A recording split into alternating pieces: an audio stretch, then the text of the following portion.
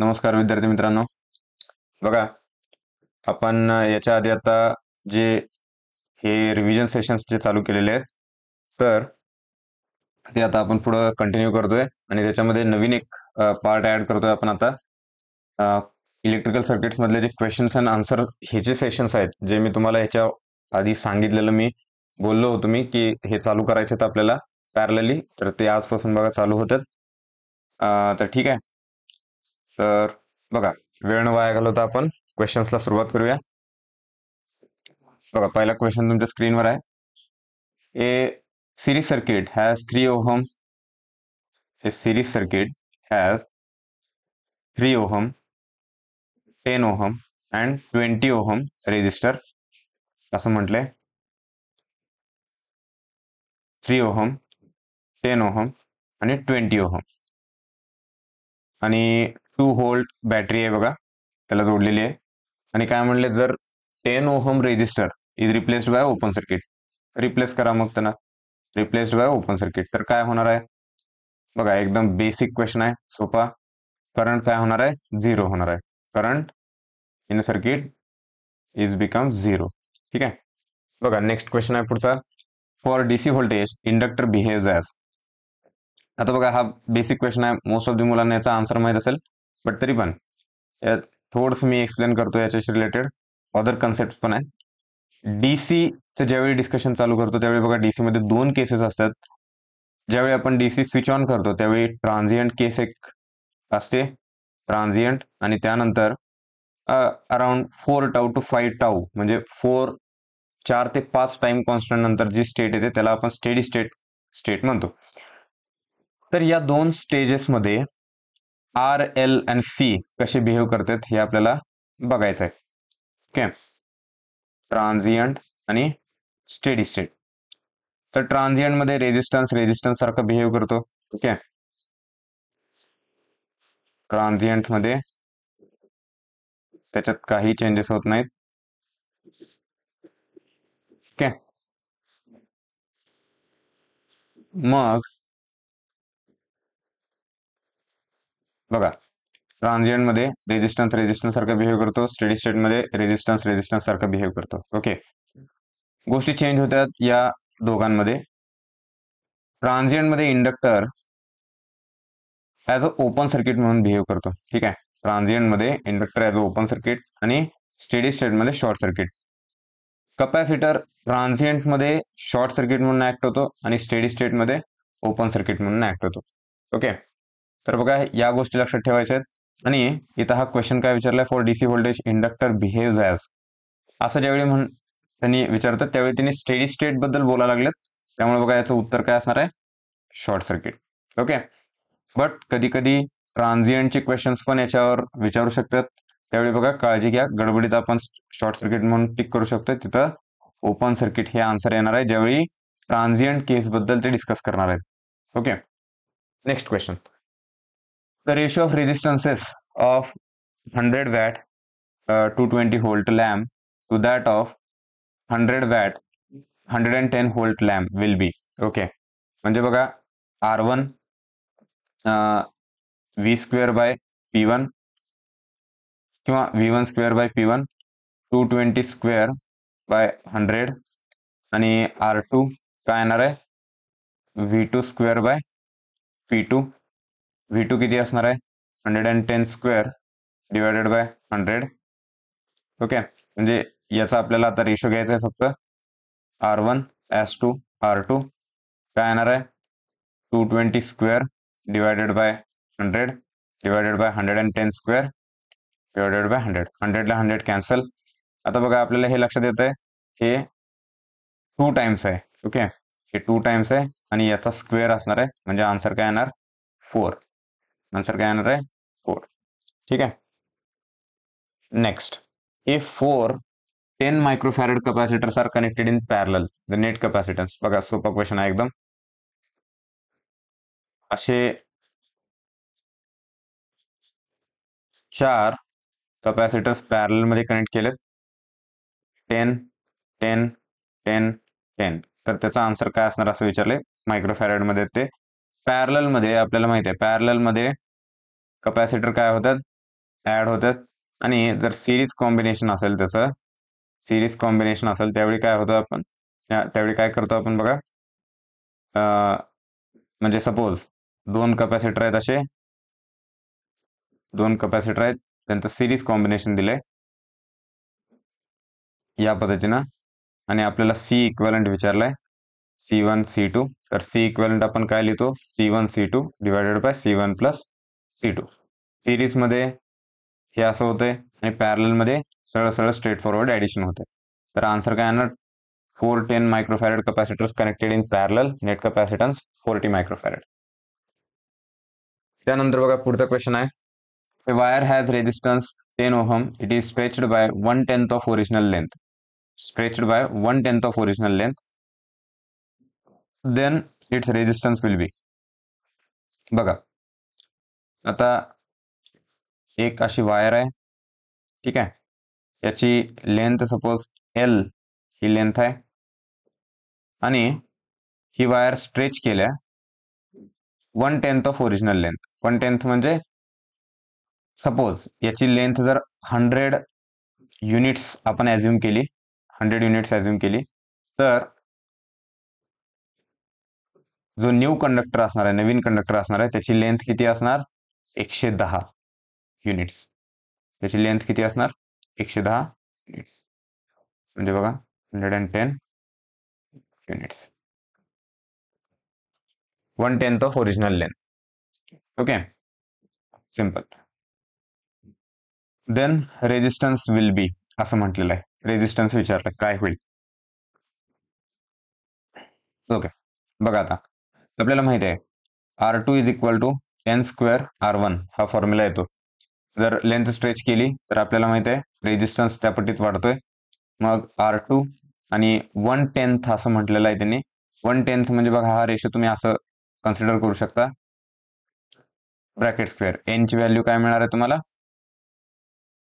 N ची value काय मिळणार आहे 110 डिवायडेड बाय 100 ओके म्हणजेच 110 divided by 100 bracket square into R1 मग बघा R2 is equal to 1.1 square into 10 म्हणजेच काय येणार आहे 12.1 ओहम ठीक आहे 12.1 ओहम जर कुणाला या फॉर्म्युलामध्ये इंटरेस्ट असेल तर बघा आपण ते सुद्धा डिस्कस करू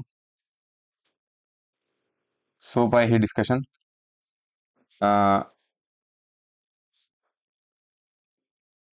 ओके सपोज हा कंडक्टर आहे याचा क्रॉस सेक्शन एरिया ए आहे आणि याची लेंथ एल आहे ओके किंवा L1 आणि A1 असे आपण फिक्स देऊ त्याला आणि हे स्ट्रेच केलं बघा स्ट्रेच केल्यानंतर आपल्याला माहिती आहे त्याची लेंथ वाढणार आहे आणि क्रॉस सेक्शन एरिया कमी होणार आहे ओके मग ही क्रॉस सेक्शन एरिया याचा झाला A2 आणि लेंथ झाली L2 ओके ठीक आहे बट इथं काय असणार आहे व्हॉल्यूम कॉन्स्टंट असणार आहे व्हॉल्यूम कॉन्स्टंट हे लक्षात घ्या म्हणजे V1 is equal to V2 मग R चा फॉर्म्युला रेजिस्टन्सचा फॉर्म्युला आपण काय लिहिलाय रो एल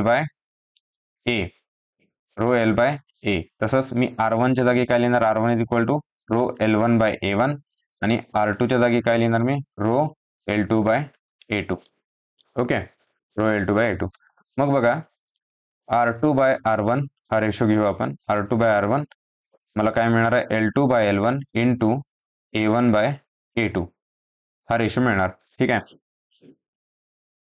त्यानंतर व्हॉल्यूम हे इक्वेट करा A1 L1 is equal to A2 L2 यातनं तुम्हाला या चारी मधलं रिलेशन सापडेल ठीक आहे मग आपण काय करूया A1 बाय A2 याचा रेशो काढू बघा A1 by A2 is equal to L2 bye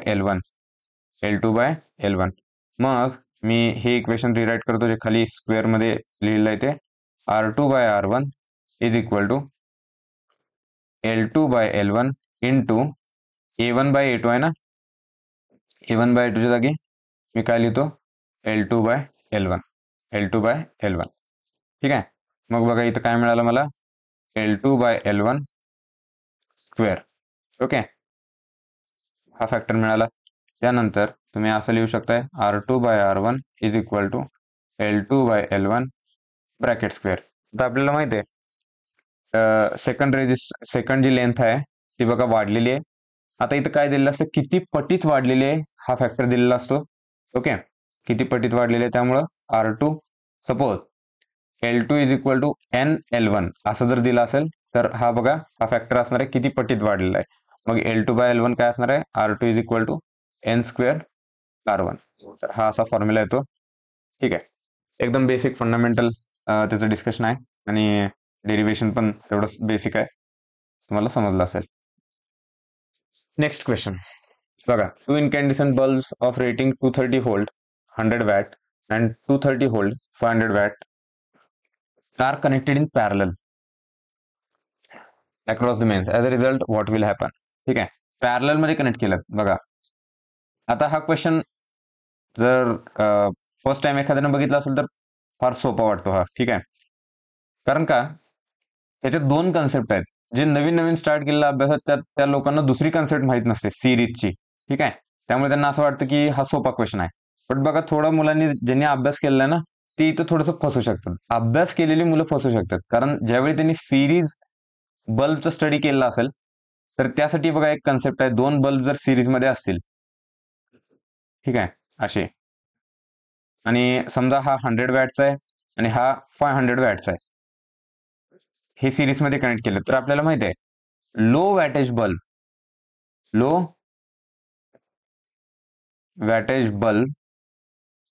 glows brighter. ठीक आहे, ही कन्सेप्ट आहे सिरीज साठीची. मग इथं बघा त्यांनी ट्विस्ट काय केलं, पॅरलल टाकलंय. आणि पॅरलल मध्ये काय येणार, जसं आपल्या घरी बल्ब असतात बघा तसे विचार करून बघा, एका रूम मध्ये 100 वॅटचा बल्ब आहे, दुसऱ्या रूम मध्ये 500 वॅटचा बल्ब आहे, तर ऑब्व्हियसली काय होणार, तिथं 500 वॅटचा बल्ब जास्त ब्राईटर ग्लो करणार, त्यामुळे आन्सर बी येणार. पण सुरुवात ज्यांनी केली त्यांच्यासाठी हा बेसिक क्वेश्चन आहे, सोपा क्वेश्चन आहे, कारण कॉमन सेन्स बेस्ड क्वेश्चन आहे. पण ज्यांनी थोडासा अभ्यास केलाय त्यांच्यासाठी थोडंसं इथं कन्फ्युजन होऊ शकते, कारण त्यांना सिरीजची जर कन्सेप्ट माहित असेल तर बघा तिथं त्यांनी कन्फ्युजन त्यांना होऊ शकते. ओके, हे कळालं असेल तुम्हाला. त्यानंतर बघा next question, in balance star network the measured resistance between any to terminal. Balance star असं म्हटलंय.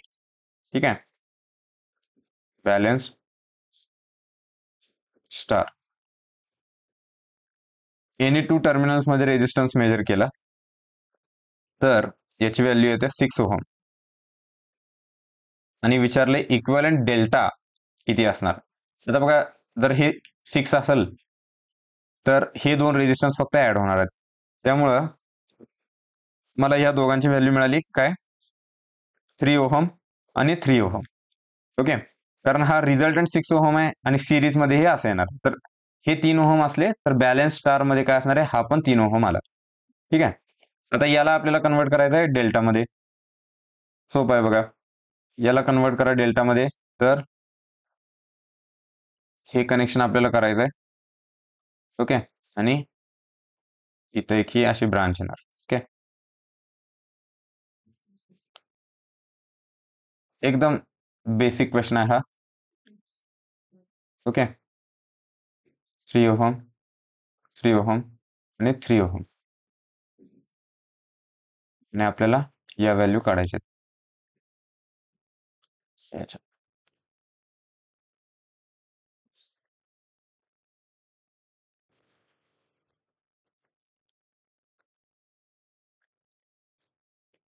ओके, मग बघा याला मी म्हणतो आर आर आर, कारण हे इक्वलच असणार आहेत शेवटी.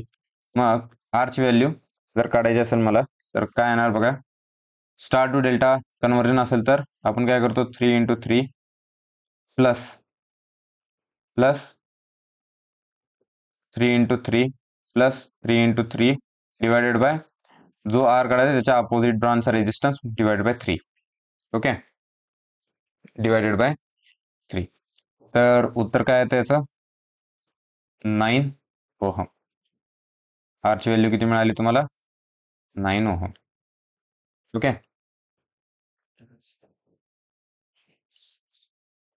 9 ओहम. सोपा क्वेश्चन आहे बघा, आणि चांगला क्वेश्चन आहे हा.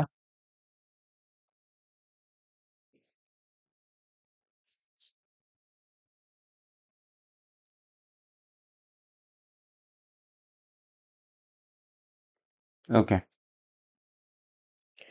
जरास क्वेश्चन व्यवस्थित वाचा. ओके, माझ्याकडनं पण बघा गडबडीत हे झालं. The resistance between any two terminals of equivalent delta network असं विचारलंय. ठीक आहे, इक्विव्हॅलेंट डेल्टा नेटवर्क चांगला क्वेश्चन आहे हा. म्हणजे आपण या तर व्हॅल्यू काढल्या, या व्हॅल्यू काढल्या बघा. पण जो प्रॉब्लेम सॉल्व्ह केला त्या रेजिस्टन्सच्या या व्हॅल्यू मिळाल्यात मला. 9 ओहम, 9 ओहम, 9 ओहम. पण मला विचारल्या ही व्हॅल्यू. ओके, ही व्हॅल्यू विचारलेली आहे. तर आता यात तुम्हाला लक्षात आलं असेल 9 आणि 9 सिरीज मध्ये आणि त्याला पॅरलल 9 ओहम आहे, म्हणजे 18 ओहम पॅरलल टू 9. ओके, तर बघा काय येणार, 18 गुणिले 9 आणि 18 प्लस 9. ठीक आहे, 18 गुणिले 9 आणि 27, 9 एके 9, 9 त्रिक 27, 3 6 ओहम. तर आर इक्विव्हॅलेंट 6 ओहम आला. ठीक आहे, थोडस बघा क्वेश्चन चांगला होता. इथं इक्विव्हॅलेंट डेल्टा विचारला नव्हता आपल्याला, तर डेल्टा मध्ये एनी टू टर्मिनलचा रेजिस्टन्स विचारलेला. चांगला क्वेश्चन आहे, गुड क्वेश्चन. तर असे क्वेश्चन्स एक्झामला विचारू शकतात आणि आपण गडबडीत थोडस जर लक्ष नाही दिलं त्याच्याकडं तर बघा अशा मिस्टेक होऊ शकतात. ओके, त्यानंतर next, Kirchhoff's current law is based on law of, हा, Kirchhoff's current law is law of conservation of charge वर बेस्ड आहे. ठीक आहे, ठीक आहे, law of conservation of charge, Kirchhoff's current law. आणि Kirchhoff's voltage law, Kirchhoff's voltage law law of conservation of एनर्जीवर depend आहे. ठीक आहे, based on law of conservation of energy. Okay, next, in a circuit shown which of the following statement is not correct असं म्हटलेलं आहे. Which of the following statement is not correct. तर बघा, जर तुम्ही खाली ऑप्शन्स कडे बघितलं तर याचा आपल्याला एक कळालेलं आहे की केव्हीएल इक्वेशन्स मांडलेले आहेत तिथं. मग बघा आपण पण केव्हीएल इक्वेशन्स लिहूया ते. ओके, तर फर्स्ट लूप मध्ये केव्हीएल इक्वेशन्स लिहू. -20 प्लस I1 इंटू 6 किंवा 6I1, 6I1. हा, आता बघा ज्यावेळी मी असं फिरून येणार इथं, तर इथून खाली जाऊ शकत नाही मी, कारण इथं दोन मेश मध्ये किंवा दोन लूप मध्ये करंट सोर्स आहे. तर याला आपण काय म्हणतो, सुपर मेश कन्सेप्ट म्हणतो. याला आपण काय म्हणतो, सुपर मेश कन्सेप्ट. मग मी काय जाणार, पुढे जाणार असं.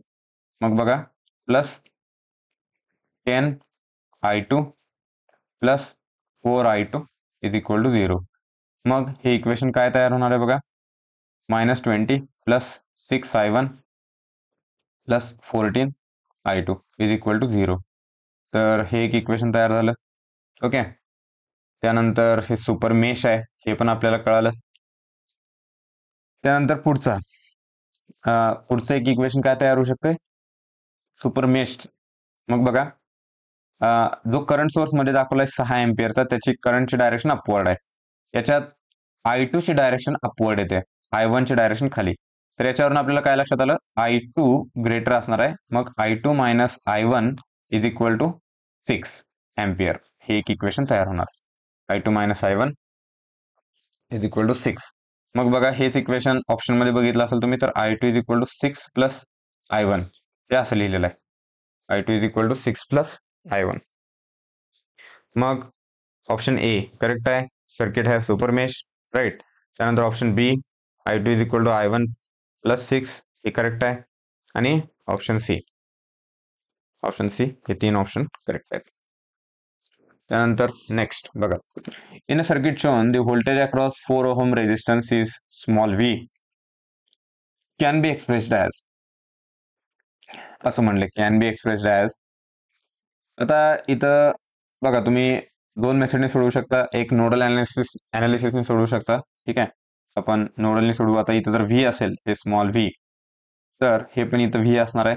तर बघा सिंपल बाय KCL किंवा by nodal analysis, small V minus E divided by 6 plus small V divided by 4 plus, हा आता एंटरिंग करंट निगेटिव्ह असतो, लिव्हिंग करंट पॉझिटिव्ह, म्हणजे plus I is equal to 0, plus I is equal to 0. मग मी काय करणार, यानंतर denominator common करू आपण. ओके, ठीक आहे, डिनॉमिनेटर कॉमन करू. बघा 4 V minus E plus 6 V divided by 24 plus 24 I divided by 24 is equal to 0, is equal to 0. मग मला काय मिळणार, 6 व्ही आणि 4 V, 10 small V minus 4 E plus 24 I is equal to 0. मग मला इक्वेशन कशाचं पाहिजे, स्मॉल व्हीचं इक्वेशन पाहिजे. Small V is equal to बघा 4 E minus 24 I divided bye 10, म्हणजेच हे इक्वेशन काय झालं, 0.4 E minus 2.4 I, 0.4 E minus 2.4 I, option C. ठीक आहे, ऑप्शन सी हे आपला आन्सर मिळाला. सोपं आहे, बाय KCL आपण सॉल्व्ह केलं हे. त्यानंतर 3 resistances of R ohm, each are connected in delta, its equivalent resistance in star connected per phase. Okay, 3 resistances R ohm, each are connected in delta. म्हणजे बघा या प्रकारचं सर्किट आहे असं.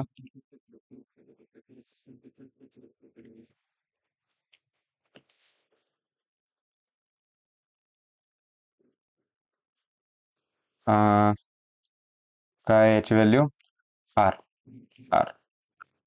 It's equivalent resistance in star connection per phase.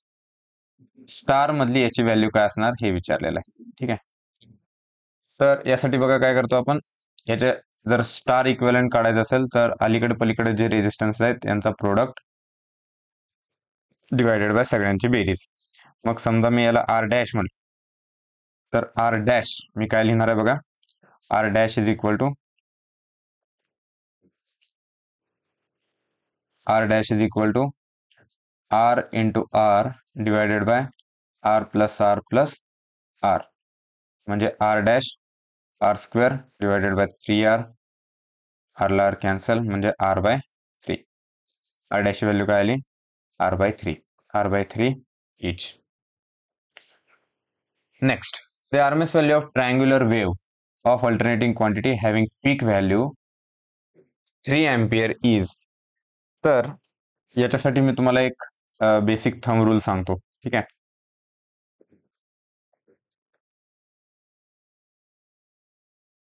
Okay बघा,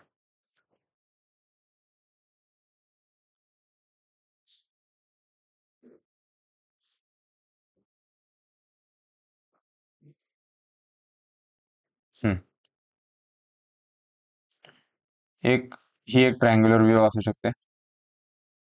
okay, त्यानंतर ही पण बघा ट्रायंग्युलर वेव्ह आहे.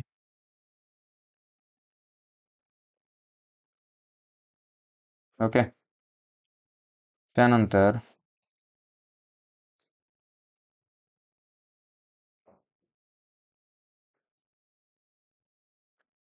ही पण एक ट्रायंग्युलर वेव्ह आहे. ओके, तर अशा या ट्रायंग्युलर वेव्ह तुम्हाला स्क्रीनवर दिसतात. आता यांची पीक व्हॅल्यू बघा, सपोज ए पीक व्हॅल्यू यांची ए अशी पीक व्हॅल्यू आहे. आणि जर तुम्हाला RMS व्हॅल्यू विचारली, ओके, RMS व्हॅल्यू विचारली तर बघा काय म्हणूया आपण x ऑफ t RMS, तर काय लिहिणार तुम्ही a डिवायडेड बाय √3. ओके, या 3 जर वेव्ह फॉर्म आल्या ट्रायंग्युलर वेव्ह तर त्याची RMS value a divided by √3 येते. ओके, म्हणजे तुम्हाला याच्यावरून आन्सर तर कळाला असणार आहे. ठीक आहे, 3 डिवायडेड बाय √3 म्हणजे आन्सर काय मिळालं तुम्हाला, √3 एम्पियर, ऑप्शन ए. पण एक्स्ट्रा इन्फॉर्मेशन याच्यानं लक्षात ठेवा, x of t RMS value काढायची असेल तर त्याचा फॉर्म्युला आहे बघा, 1/t integration 0 to t x of t bracket square dt. ठीक आहे, RMS व्हॅल्यूचा फॉर्म्युला आहे. आणि x ऑफ t ॲव्हरेजचा फॉर्म्युला काय, 1/t integration 0 to t x of t dt. x of t dt.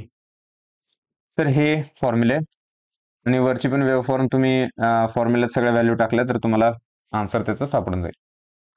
Okay, बघा नेक्स्ट क्वेश्चन आहे, the electric heater draws 10 ampere from 230 volt line, the resistance of heater is. Okay, the electric heater draws 10 ampere from 230 volt line, म्हणजे बघा R is equal to V/I. काय simple question आहे. 230 divided by 10 म्हणजे 23 ohm.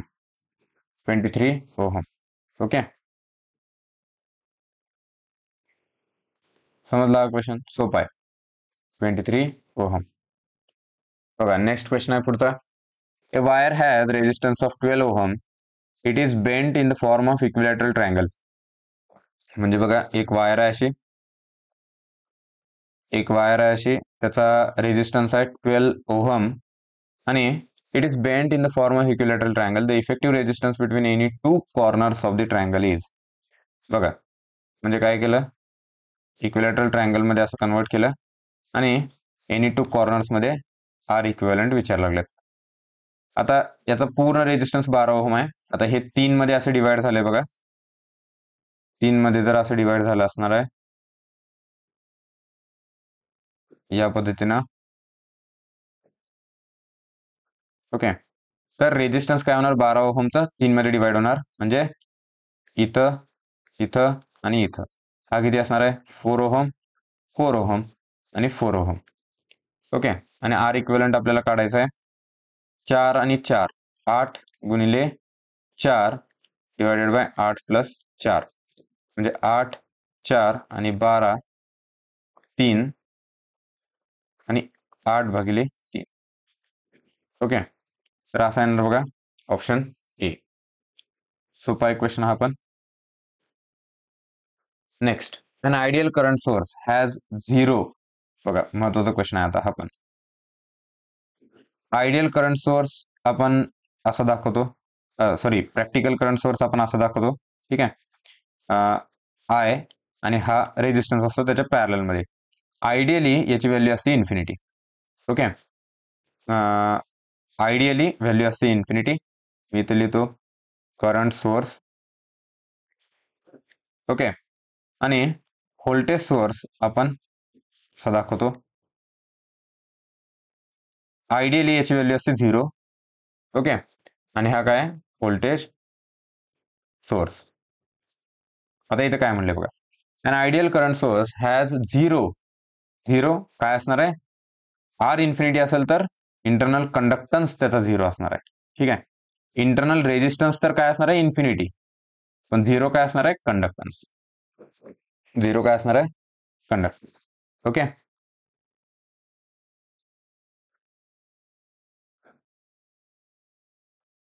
Okay, आता पुढचा question बघू आपण. हा, 3 रेजिस्टन्सेस 1 ohm, 2 ohm and 3 ohm are connected in delta. These resistances are to be replaced by star connection as shown in the figure below, maintaining the same terminal conditions. तर the value of highest resistance in star will be. आता बघा आताच आपण बघितलं, ज्यावेळी स्टारचं conversion असतं त्यावेळी काय असतं, अलीकडे पलीकडचा गुणाकार, दोन रेजिस्टन्स त्याच्या शेजारी असलेले त्यांचा गुणाकार भागिले सगळ्यांची बेरीज. मग बघा, ज्यावेळी R1 लिहितो मी, R1 त्यावेळी याच्या पलीकडे जे दोन आहेत त्यांचा गुणाकार आणि डिवायडेड बाय सगळ्यांची बेरीज. आता सगळ्यांची बेरीज तर कॉमन असणार आहे, 1, 2 आणि 3 हे सगळीकडे कॉमन आहे. म्हणजे बघा, ज्याचा न्यूमरेटर मोठा तो रेजिस्टन्स मोठा. आता इथं न्यूमरेटर मध्ये प्रोडक्ट तुम्हाला कोणाचा मोठा दिसतोय? 1 गुणिले 2 म्हणजे 2 आला इथं, 3 गुणिले 1 3 आला इथं. बघा 3 गुणिले 2 म्हणजे 6, म्हणजे या दोघांचा प्रोडक्ट मोठा दिसतोय मला. तर मोठा कोण असणार आहे इथं? R3. म्हणजेच बघा इथं मोठा कोण असणार आहे? R3 आणि 3 गुणिले 2 म्हणजे 6 डिवायडेड बाय 6 1 ओहम हा हायेस्ट रेजिस्टन्स असणार आहे. Highest resistance star is 1 ohm. Okay, अशा पद्धतीनं हे तुम्ही लक्षात ठेवायचं. त्यानंतर पुढचा क्वेश्चन आहे बघा, in a given circuit below the voltage across the inductor is. इंडक्टरच्या अक्रॉसचं व्होल्टेज विचारले. ओके, आता इथं बघा गडबड करू नका अजिबात. एसी सर्किट दिलेलं आहे आणि जर चुकून कोण व्होल्टेज डिव्हिजन रूल लावला तर ते चुकणार आहे तिथं. ठीक आहे, का असं म्हणतोय बघा, 1 हेनरी इंडक्टर दिलाय म्हणजे आपल्याला पहिला याचा रिएक्टन्स काढायला लागणार. रिएक्टन्स काय असतो? 2 पाय FL. 2 पाय FL. मग 2 पाय फ्रिक्वेन्सी दिल्या 100 डिवायडेड बाय 2 पाय इंटू 1. 2 पायला 2 पाय कॅन्सल झालं म्हणजे बघा 100 ओहम त्याचा रिएक्टन्स आला. 100 ओहम रिएक्टन्स आला. आता काय काय मुलं काय करणार, इथं व्होल्टेज डिव्हिजन रूल लावणार. 100 ओहम आलाय म्हणून आणि तसं पुढे सॉल्व्ह करायला जातील ते. त्याचा ऑप्शन पण आहे इथं, ऑप्शन डी 110 निम्म व्होल्टेज नाही. पण बघा इथं चुकणार आहे तुम्ही. काय करायचं आहे आपल्याला, इथं इम्पिडन्स बघा किती येतो याचा पहिला. किंवा तुम्ही सिंपल जर असं सोडवलं,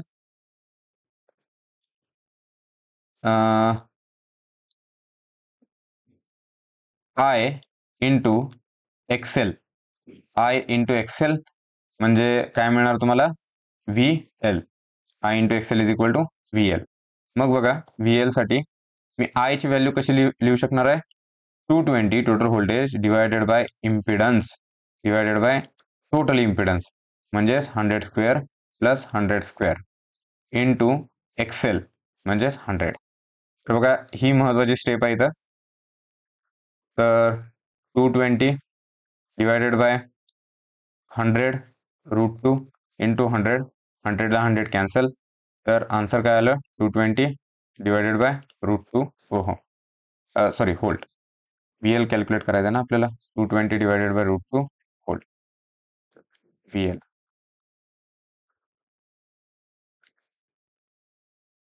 220 divided by √2.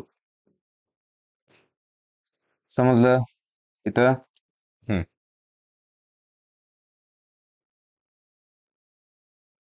Next, the equivalent inductance of the below given circuit at terminals PQ is. Okay, हा क्वेश्चन कळाला का सगळ्यांना पाठीमागचा? ठीक आहे. तर कोणाचे काय जर डाऊट्स असतील तर त्यांनी मला मेसेज करू शकता बरं का. नंबर तुम्हाला माहितच आहे. Okay, the equivalent inductance of the below given circuit at the terminals P and Q is. बघा आता लकीली इथं म्युच्युअल इंडक्टन्स दिलेलं नाही. ठीक आहे, म्युच्युअल इंडक्टन्स दिलेलं नाही त्यामुळे हा प्रॉब्लेम फार सोपा होतोय. ओके, सेम रेजिस्टन्स सारखं सॉल्व्ह करायचं आहे.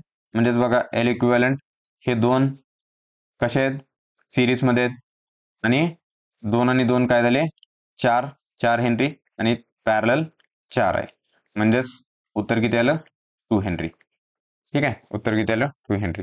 बट एक्स्ट्रा कन्सेप्ट पॉइंट्स आपण जरा लक्षात ठेवू. बघा, 2 इंडक्टर सिरीज मध्ये कनेक्ट असतील, त्यांची पोलॅरिटी म्युच्युअल ऍडिटिव्ह असेल, सॉरी सिरीज ऍडिटिव्ह असेल, याला आपण काय म्हणतो? Series additive. याला मी काय म्हणणार? Series additive. तर L इक्विव्हॅलंटची व्हॅल्यू काय येते? L1 plus L2 plus 2M. Series additive कधी म्हणणार मी? ऍट डॉट टर्मिनल दोन्हीमध्ये जर करंट एंटर होत असेल ऑर लिव्ह होत असेल. ऍट डॉट टर्मिनल दोघांमध्ये एंटर व्हायला पाहिजे ऍट डॉट टर्मिनल, किंवा दोघांमध्ये लिव्ह व्हायला पाहिजे ऍट डॉट टर्मिनल. तर त्याला मी म्हणणार सिरीज ऍडिटिव्ह. त्याचा एल इक्विव्हॅलेंटचा फॉर्म्युला हा येतो. त्यानंतर समजा ही केस असेल, ऍट डॉट टर्मिनल एकामध्ये करंट एंटर व्हायला लागलाय आणि दुसऱ्यामध्ये करंट लिव्ह व्हायला लागलाय. तर तिथं एल इक्विव्हॅलेंटचा फॉर्म्युला काय येतो? L1 plus L2 minus 2M. तर याला आपण काय म्हणतो? Series subtractive. सिरीज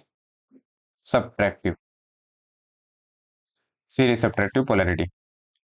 त्यानंतर पुढे आपल्याला बघायचं आहे म्युच्युअल ऍडिटिव्ह आणि म्युच्युअल सबट्रॅक्टिव्ह. बघा म्हणजे काय? पॅरलल मध्ये कनेक्शन असणार त्याचं, आणि इथं पण बघा at dot terminal current enter होणार आहे. त्यांचा mutual inductance M, L1, L2. याला मी काय म्हणणार? Mutual additive. Mutual additive. मग एल इक्विव्हॅलेंट मी काय लिहिणार इथं? L1 L2 minus M square divided bye L1 plus L2 minus 2M. Okay. त्यानंतर बघा जर पॅरलल मधली ही दुसरी केस असेल अशी, या पद्धतीचे at dot terminal current enter व्हायला लागलाय, at dot terminal current leave व्हायला लागलाय दुसऱ्यामध्ये, आणि यांच्यातला म्युच्युअल M आहे.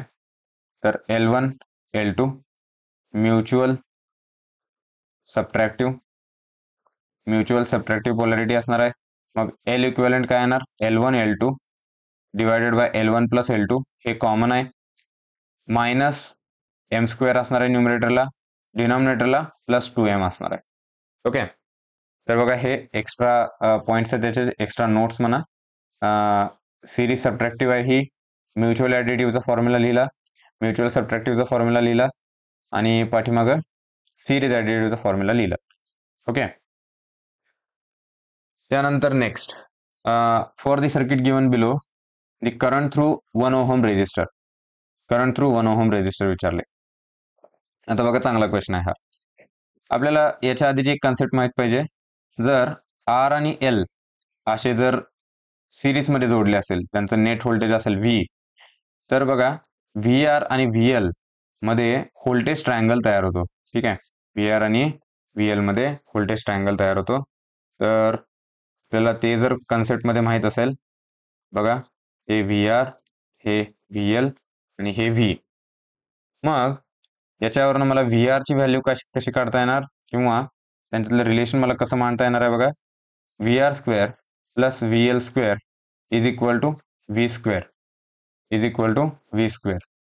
मग VR square is equal to काय लिहिणार आहे मी? V square minus VL square. म्हणजेच बघा अंडर रूट मध्ये 10 स्क्वेअर मायनस 6 स्क्वेअर, बरोबर? नाही, 10 स्क्वेअर मायनस 8 स्क्वेअर आहे. 10 स्क्वेअर मायनस 8 स्क्वेअर म्हणजे तिथं व्हॅल्यू किती आली? 6 व्होल्ट. VR ची व्हॅल्यू मला किती मिळाली? 6 व्होल्ट प्लस मायनस 6 व्होल्ट. आणि मला काय विचारले? करंट थ्रू 1 ओहम रेजिस्टर विचारले. म्हणजे बघा IR is equal to 6 divided by 1 is equal to 6 ampere. 6 ampere. Okay. आता याच्या पुढचा लास्ट क्वेश्चन आहे. Admittance is a reciprocal of. Okay. Admittance is a reciprocal of. आता बघा थोडेसे कन्सेप्ट पण डिस्कस करू.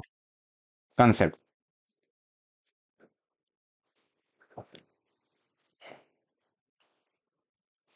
रेजिस्टन्स याला आपण 1/G लिहितो. म्हणजे रेजिस्टन्स चा रेसिप्रोकल काय? कंडक्टन्स. ठीक आहे. त्यानंतर इम्पिडन्स याचा रेसिप्रोकल काय? ऍडमिटन्स. रिॲक्टन्स याचा रेसिप्रोकल काय? ससेप्टन्स. ठीक आहे. रिॲक्टन्सचा रेसिप्रोकल काय? ससेप्टन्स. म्हणजे बघा इथं ऍडमिटन्सचा रेसिप्रोकल काय मिळाला मला? ऍडमिटन्सचा रेसिप्रोकल इम्पिडन्स. ओके. ठीक आहे, हे कळालं सगळ्यांना? ओके, तर इथं बघा थांबूया आपण. आणि कुणाला काय जर डाऊट्स असेल तर तुम्हाला माहितीच आहे 91 30 54 72 23 हा माझा नंबर आहे. तर तुम्ही याच्यावर तुमचे डाऊट्स पोस्ट करा. ठीक आहे, मला जसा वेळ मिळेल तसं मी तुमच्या डाऊट्सला आन्सर देत जाईन. आणि टेलिग्राम चॅनलबद्दल तुम्हाला माहिती आहे, अकॅडमी ऑफ इलेक्ट्रिकल इंजिनियर्स नावाचं टेलिग्राम चॅनल आहे, त्याला जॉईन करा. तिथं तुम्हाला या नोट्स मिळतील. ओके, तर ठीक आहे, academy of electrical engineer Telegram channel आहे, याला तुम्हाला नोट्स मिळतील या जे आपले डिस्कशन होते. ओके, तर ठीक आहे, इथं आपण थांबूया.